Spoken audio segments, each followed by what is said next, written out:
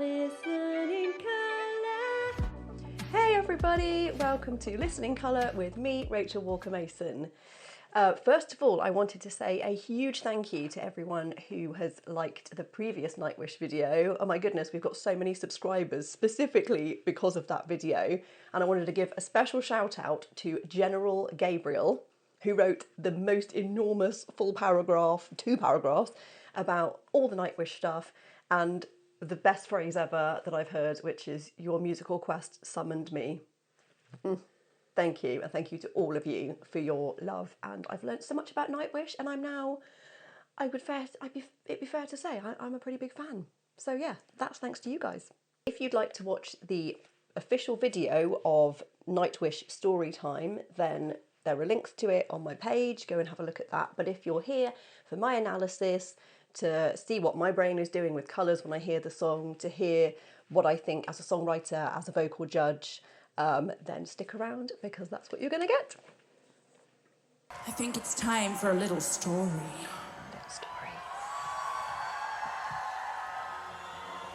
It's definitely story time.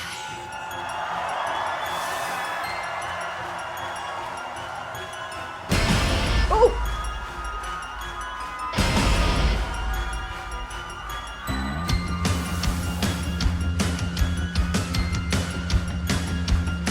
Okay, before it even kicks in, I have to say that opening was epic. I think it's story time. And you're like, oh, it's going to be something lovely and sweet. And then it's not. It's got the very sweet little jingling of a music box, but done in a creepy way.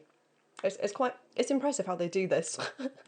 I'm already invested musically in this landscape, and it's been on for 27 seconds. Now this is the Nightwish performance from the same concert where I reviewed Ghost Love Score. So if you've not seen that one yet, then have a look at that, because my review is up on that. And I've got so many Nightwish fans who are like literally the best, who have said lovely things. This is the same concert with that same burning ram's head thing. Is that their logo? I don't know, but it's pretty cool.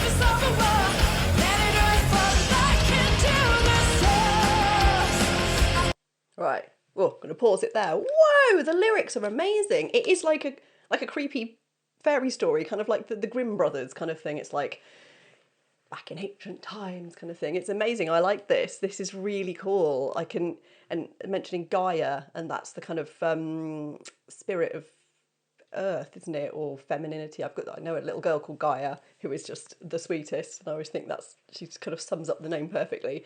This is beautiful. Oh my gosh, let's have a look at those lyrics again. And one day a writer by the fire imagined all of Gaia, took a journey into a child man's heart. A painter on the shore imagined all the world within a snowflake on his palm.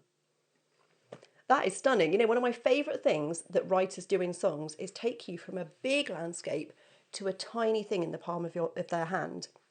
And you almost feel your vision going from this, you know, and all the world was going to go on this journey together. So you imagine everybody, and then a tiny snowflake. How small is a snowflake in the palm of his hand? I love that. Joni Mitchell does that quite often, where she takes you from this huge landscape to a tiny, tiny, tiny pin drop in her hand. And it's just the imagery in a song like that is just so cool. It takes you on this journey that you didn't even know you were on. And this is perfection. I love it. I've done a little bit of research on who writes the lyrics for the Nightwish songs, and I haven't been able to find out about the writer. I know who it is, but there doesn't seem to be much about them online. So if you know more, please tell me, because I am super interested. Okay, let's continue into this journey.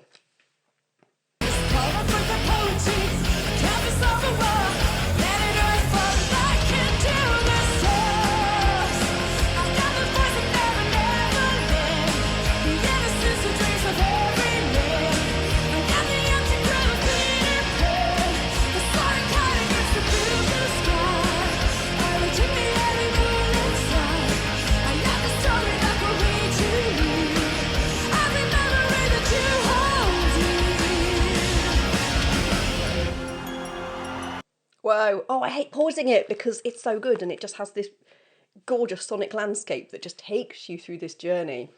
Very much like Never Neverland. They actually are talking about a kind of Peter Pan reference. Is it about kind of wanting to hang on to that childhood memory? I always find Peter Pan quite odd because he's quite petulant, isn't he? And doesn't want to grow up and isn't really that nice a person, but people idolise him.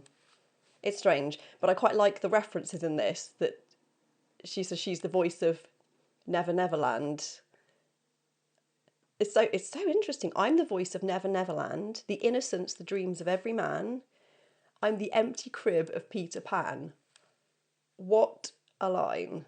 A silent kite against the blue, blue sky. Every chimney, every moon. It's like, oh my gosh. I just, stunning lyrics. I wish I'd written those. They're so good.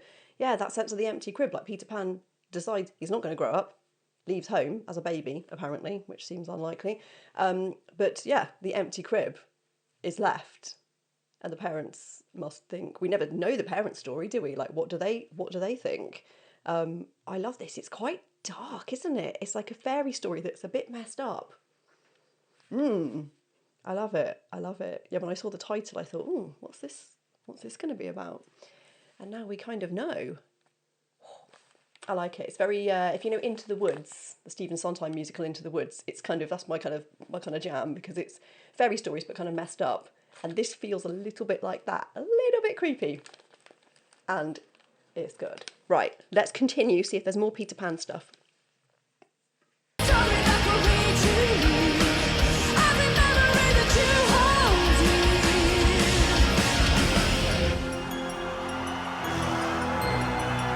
Oh, horns!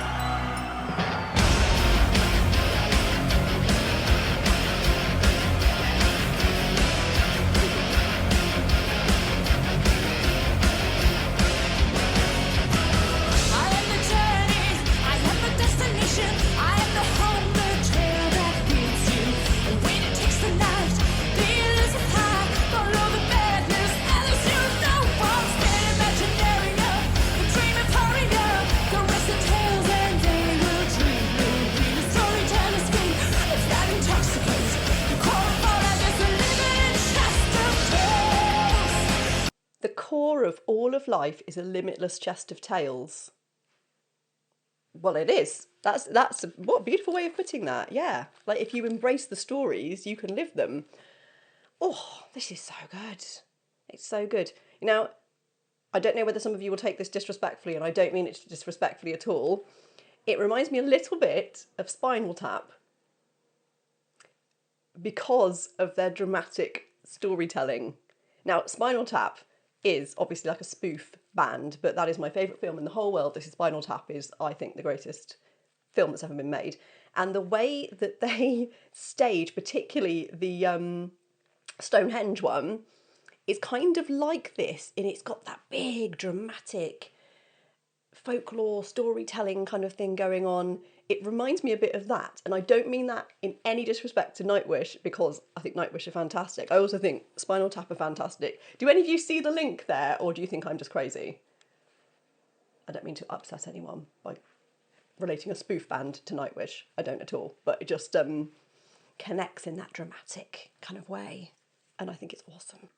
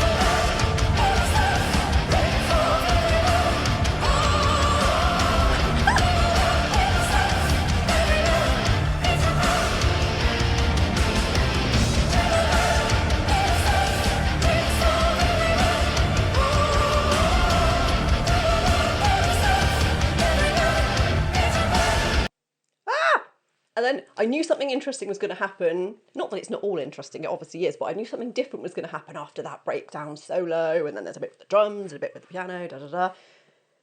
And Floor comes in full operatic Neverland, da-da-da. It's like, wow. There she is. There she is. Just quite comfortably singing that. Ridiculously high notes, full operatic voice, gorgeous. And not long before that, she was headbanging. And now, as a singing teacher, I quite often tell my students, don't headbang because it's really bad for your neck muscles. And look at where the voice lives. The voice lives in the here. And so if you're throwing your head around, she's like whipping her hair. Oh, God, blimey, I don't even have the strength to do that anymore. Gone are my days of headbanging. I had much longer hair in the 90s. I'm old. And used to be able to do that. Now I just can't. I'm like an old person. I have to wear like a neck brace if I do that. But she's whipping her hair around and then sings like that. How does she do that? Those are two things that should not be able to happen that close together. She's like superhuman. I don't know how she does it. And my goodness, her voice. Her voice. Is there anything she can't sing? Just a quick thing, guys. If you're enjoying this video and have enjoyed my other ones, then please consider buying me a coffee or a tea on the link and signing up to memberships. Doing this enables me to make more music, make more videos, feed my family.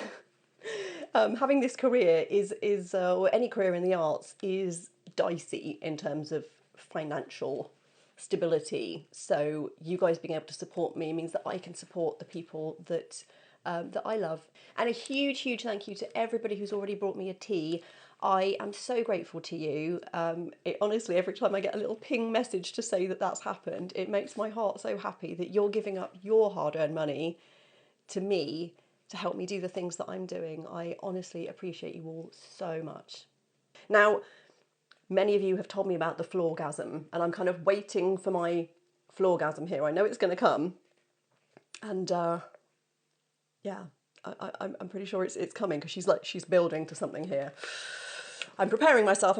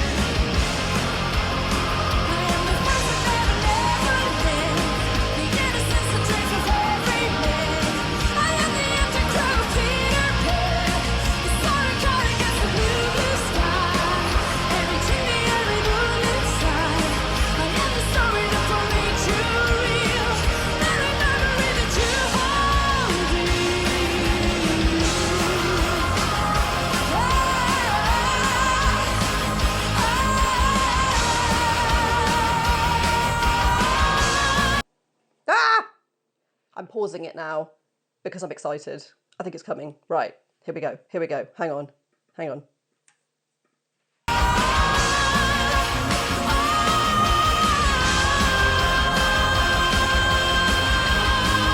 Floor.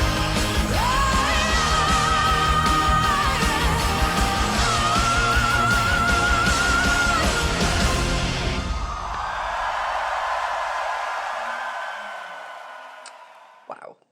You know, what else could I say? She can just do anything, can't she? Oh, what a band. What incredible musicians. I just, it's amazing. It's such a catchy chorus that's actually stuck in my head all day. So we all know Floor is a pretty epic singer. So in this song, she starts off quite low range. She's got an enormous amount of power in her lower register. I would say she's probably using more speech quality. So she's able to da-da-na-na-na. It's got more power here. So it's almost like spoken, but with a lot of power. But she has so much beauty within that. It doesn't sound boring and flat. It's like she's got a lot of colours within it, which make it really interesting. And I don't know whether that's because it's from her speaking voice, whether in how she normally talks is quite kind of sing-songy, because from some countries they've got more naturally, like French and things like that, have a more sing-songy, and Italian kind of they have a more up and down kind of in their voice, so that might be how she talks anyway. But it's her spoken parts in the song, which does the speech quality bits, have so much beauty and colour in that you don't notice that it's speech quality. And then she heads into the chorus, and she's in more of a mix, I would say, there. So it's still really after Never Neverland. It's still, rather than after Never Neverland, it's not tilted. She's still in there. But it's got so much power and presence. You never feel like she's going to miss a note. You never think, is she going to make it? Oh, she's going for a big note. I never worry what's going to come out. And this is live. A lot of people can't sing live like that. You hear them and you're like, oh, wow, that's not how it is on the recording. But she can nail it every time. So, and then she goes into that beautiful operatic quality, and that is a pure opera sound. She's in a tilt, oh.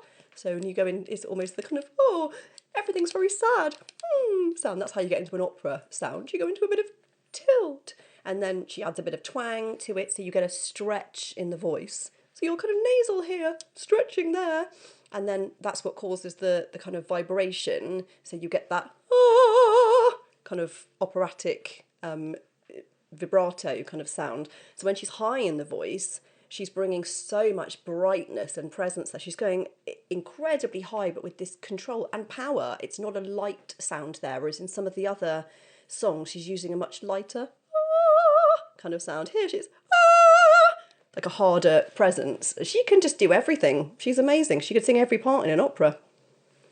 Really. She's that good. Colour-wise, synesthesia-wise, it was very brown, which is weird. Like normally I don't see a lot of brown, but it was quite a brownish kind of colour that kind of intensified at some points and then got a bit more beigey at some points. And I don't mean beige as in that it was blur, it was boring. It was quite intense. I guess it felt kind of, this is really weird, but it feels like the story is from olden times. It's like a story they've brought back from history and they're talking about it. I don't know whether it's that linked in with it, because brown is an odd colour for me to see. But yeah, nevertheless, that's what it was. But yes, it changed as it went into that instrumental section where everything pulled out. When the horns came in, there was this bright kind of brassy colour that kind of comes in like a big honk when the horns come in. It's quite a strong, vibrant burst that comes in there colour-wise. And Floor's voice is it's almost like a metallic blue. It's like a really solid colour, almost like, when a car has that metallic finish. It's like that. It's got this kind of hard edge metallic sheen to it because it's got so much presence. Woo! So it's an interesting colour mash of things there. And when they have like choral voices coming in, that comes in as more of a silvery tone. So there's at points in it, it's 4 or 5 different colours that all kind of come together. So, and a lot of songs I don't get that many colours because the kind of sonic landscape is quite similar, but not here. This is all a lot of different textures, a lot of different sounds, and I love that. It's so colourful and weird and cool. So if you like this one, please check out my other videos. There are many of different kinds, so have a look. Please remember to like, subscribe, comment and share, and I would be really grateful. See you next time. Have a colourful day.